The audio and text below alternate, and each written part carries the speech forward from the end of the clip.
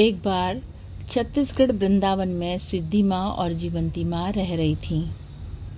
भगवान सिंह उनकी सेवा में लगा था।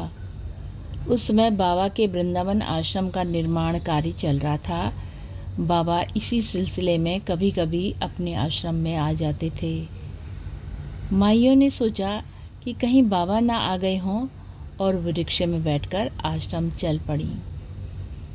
नीचे बैठा भगवान सिंह उन्हें गत रात में देखा गया एक सपना सुना रहा था। वो कह रहा था कि पिछली रात सपने में बाबा ने उसे स्वयं अपने हाथ से जनेऊ पहनाया। वहाँ एक आदमी उनकी लंबी जटा हाथ में लिए खड़ा था। माइयों ने पिछले दरवाजे से आश्रम में प्रवेश किया और बाबा की कुटिया के पास बैठकर बाबा की प्रतीक्षा करने लगी। बाहर बाबा का दरबार लगा था। जैसे ही भगवान सिंह ने बाबा के पास जाकर उन्हें नमन किया, बाबा ने अपने हाथों से एक जनेऊ उसके गले में डाल दी। वहाँ उपस्थित ब्राह्मण उच्च स्वर से वेद मंत्रों का उच्चारण करने लगे। इसके बाद भगवान सिंह माइयों का आशीर्वाद प्राप्त करने चला गया। इस प्रकार भगवान सिंह के स्वप्न का पहला भाग पूरा हुआ। इस घटना के बाद बाबा उठकर अपनी कुटिया में चले गए। उनके साथ एक भक्त भी था। वो कह रहा था कि उसे बाबा के उस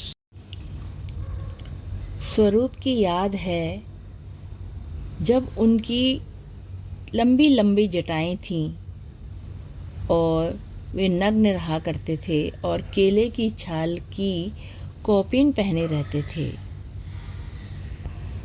बाबा ने कुछ अनमने ढंग से कहा, माइयाँ हमें वैसे ही परेशान करती हैं और तुम ऐसी बात कह रहे हो, कहकर हमारे लिए मुसीबत पैदा कर रहे हो। कुछ देर रुक कर कहने लगे, अच्छा बताओ तुम उस समय कितने बरस के थे?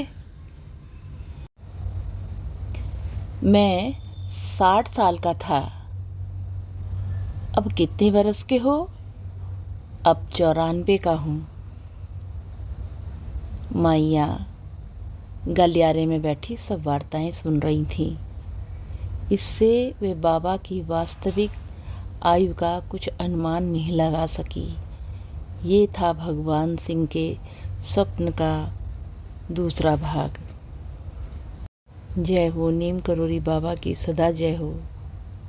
माँ सिद्धि की सदा जय हो। बाबा सभी भक्तों का कल्याण करना, प्रभु कल्याण करना।